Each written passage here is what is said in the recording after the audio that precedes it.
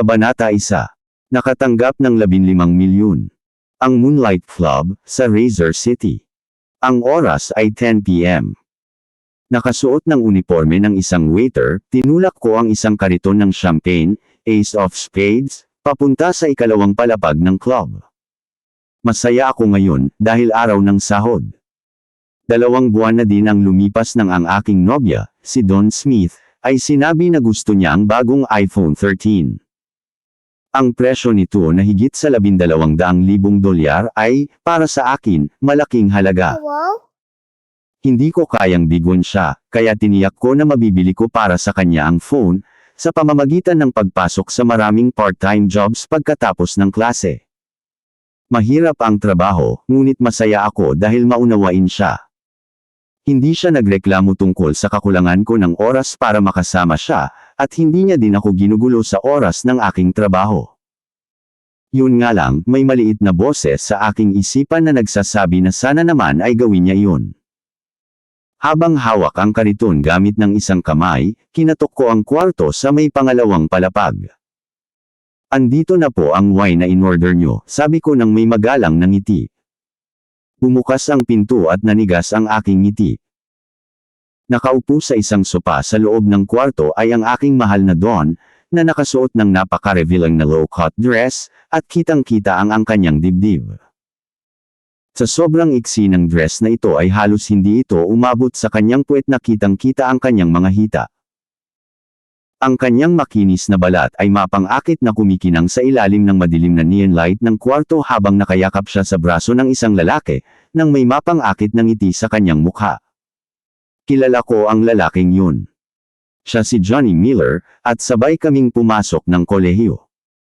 Napansin ko ang ilang bodyguard sa loob ng kwarto, pero kung bititignan, mukhang walang pakialam si Johnny sa presensya ng ibang tao sa kanyang paligid.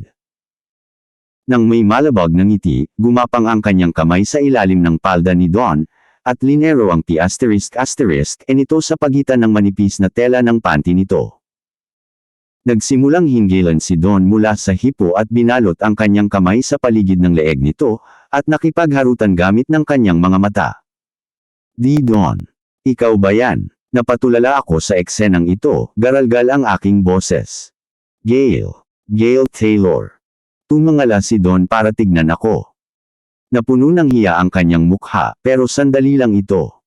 Tumayo siya at padabog na pumunta sa pinto. Sa sandaling tumayo siya, nahadyap ko ng aking paningin ang kanyang panty, na basa. Ang gitna ng kanyang mga hita ay basa ng malagkit na likido, at habang naglalakad siya, ang bagay na ito ay gumawa ng sinulid ng likido na nakasabit sa pagitan ng kanyang mga hita. Puno ng galit, tinaas niya ang kanyang kamay at sinampal ako. Putang ina mo, sinundan mo ba ako dito? Napasimangot ako, pero bago pa man ako makapagsalita, siningaitan ako ni Johnny. Wala siyang kasalanan. Pinili ko talaga ang lugar na ito para sa ating date dahil alam ko na nagtatrabaho siya dito. Dahan-dahan na naglakad si Johnny papunta kay Don at niyakap ang manipis na bewang nito. Namingiti ng panunuya sa kanyang mga labi. Johnny. Ngumuso si Don. Kaagad na nagbago ang kanyang ugali. Ang kanyang ekspresyon ay ibang-iba mula nung hinarap niya ako. Kiminyang kinunot ang kanyang mga labi. Inimbitahan mo ako sa isang date para lang dito. Gusto ko na ikaw lang ang makasama ko ngayong gabi. Nasira lang tuloy ang lahat nang makita ko ang mahirap niyang pagmumukha. Nasira lang ang lahat. Talaga. Ang totoo nga ay natutuwa pa nga ako sa nangyari. Mapanuyang tinitigan ako ni Johnny sa aking mga mata at tumawa ng malakas.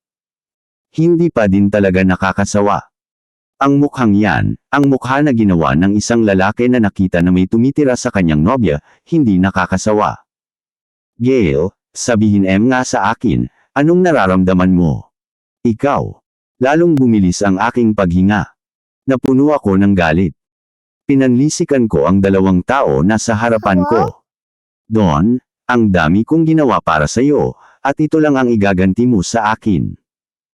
Tinitigan ako ni Don mula ulo hanggang paa. Malamig ang kanyang boses nang sinagot niya ako, walang kwenta ang mga ginawa mo para sa akin. Gusto kong mabuhay ng marangya, kaya mo bang ibigay sa akin yun? Tignan mo si Johnny. Isa siyang mayaman na tagapagmana ng isang mayaman na pamilya. Ang mga premium bottles ng Ace of Spades champagne ay nagkakahalaga ng halos 8K, at binibilan niya ako ng mga pitaka at makeup. Ngayon, tignan mo nga ang sarili mo. Isa kang talunan na halos hindi na nga mapakain ang sarili mo, lalo na ang bilhan ako ng gamit. May utang ka pa nga, di ba? Nagngit-ngit ako sa galit. Baon ako sa utang dahil kailangan kong bayaran ang lahat ng gamit mo. Pero malapit na din akong matapos na bayaran ang mga yun. Nandidiri akong tinignan ni Don. Pasensya ka na, pero pinilit ba kitang umutang? Ginawa mo to ng kusa. Ikaw mismo ang nagbaon sa sarili mo sa utang. Bukod doon, yung mga murang bagay lang naman ang gusto ko. Hindi ko naman alam na gagawin mo itong isang malaking bagay. Ginagastusan ako araw-araw ni Johnny ng libo-libong dolyar. Tanggapin mo na lang, isa kang walang kwentang pulubi. Nang makita ko ang ekspresyon ni Don, na puno ng pandidiri at panunuya, na puno ng galit at kadiliman ang aking puso. Hindi ko lubos na inakala na ganitong klaseng tao si Don.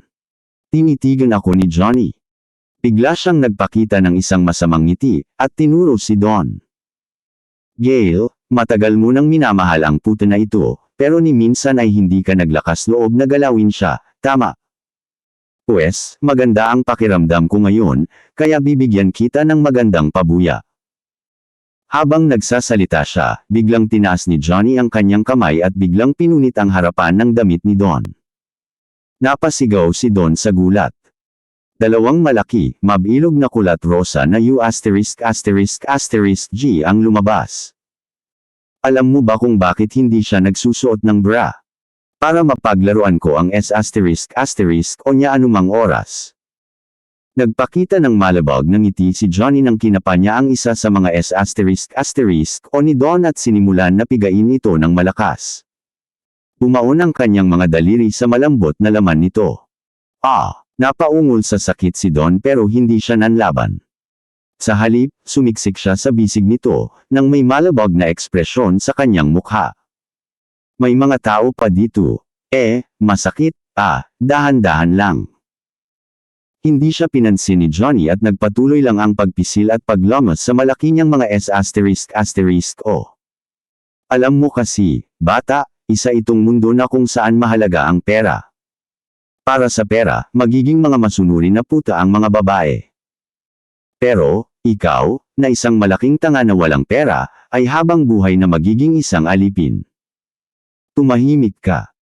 Nang makita ko na mangyari ang lahat ng ito sa aking harapan ang nagtulak sa akin sa sukdulan, hindi ko na kayang pigilan pa ang aking sarili. Sumabog ang aking galit. Sumigaw ako at sinugod sila. Hinaranggan ako ng mga bodyguard ni Johnny, at tumayo sa harapan ni Johnny. Sinuntok ako ng isa sa kanila sa mukha. Dahil sa sobrang galit, walang alinlangan akong sumugod, at desperado na nilabanan ito. Wala akong napala. Lalo na, isa lang akong pangkaraniwang estudyante. Paano naman ako makakalaban sa isang bihasang bodyguard? Hindi nagtagal, nakahandusay na ako sa lapag, bagbog at duguan ang aking mukha. Wala akong laban, wala nang natitirang lakas sa aking katawan. Ihagis niyo siya palabas. Nakatingin sa akin si Johnny habang casual niyang kinumpas ang kanyang kamay. Umalis na din kayo, libog na ang putang ito. Kakantutin ko lang siya ng mga ilang beses. Sige lang, Johnny, basang-basa na ako. Iyan mo na, halika na dito. Sumara ang pinto at narinig ko ang mahinang mga ungol na nagmumula sa loob ng kwarto. Nakahandusay ako sa malamig na lapag, masakit ang buo kong katawan. Pagkalipas ng mga ilang sandali, tumayo ako kahit na masakit at gumwang-gewang na lumabas ng club. Kinuyam ko ang aking kamao ng tahimik, at bumabaon ang aking mga kuko sa aking mga palad. Naupo ako sa may tabing kalsada, habang natatakpan ng damuhan ng nakakaawa kong itsura. Dumudugo pa din ang sugat sa aking noo, pero wala akong pakialam. Ni pumunta sa ospital ay hindi ko magawa, dahil sa mahirap lang ako. Ang magagawa ko lang ay maglabas ng tissue mula sa aking bulsa at diinan ng sugat, at umasa na hindi malaki ang sugat at gagaling na lang ng kusa. Isang puti si Don, at si Johnny, isang bastardo, pero tama siya sa isang bagay. Sa mundong ito, pray ang katapat ng lahat. Hindi ba't lahat ng paghihirap ko ngayong araw na ito ay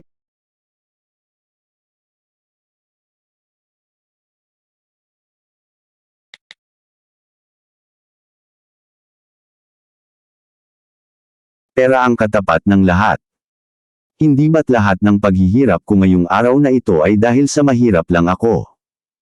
Ayokong maging ganito habang buhay.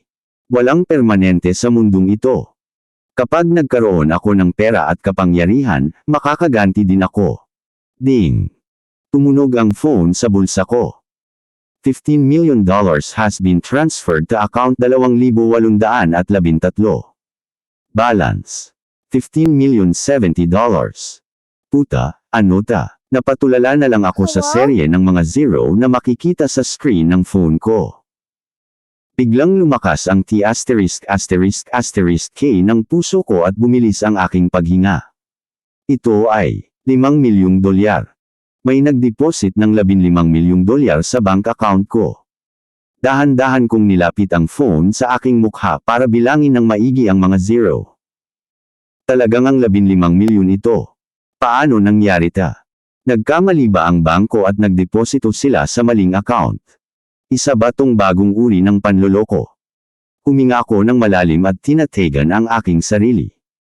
Kailangan kong suriin kung ano ang nangyari, pero sa mga sandaling yun, biglang tumunog ang aking fiwan, nagamulat sa akin, hindi ko kilala kung sino ang tumatawag. Inayos ko muna ang aking sarili bago ko sinagot ang tawag. Hello. Hello. Pasensya na, pero kausap ko ba ngayon si Gail Taylor? Boses ito ng isang dalaga, na may bahid ng paggalang. Oo, sagot ko. Ikinagagalak kitang makilala, sir. Hayaan niyong ipakilala ko ang aking sarili. Ako si Violet Glenn, ang personal assistant na itinalaga ng inyong ama. Nakatanggap kayo ng $15 milyong, tama ba? Nagulat ako. Dahil sa wala akong oras para ay proseso ang lahat ng kanyang sinabi, nag-focus na lang ako sa huling sinabi niya. Ikaw ang nagdeposito ng pera sa akin. Sa katunayan, ang iyong ama ang nagbigay sa iyo ng pera.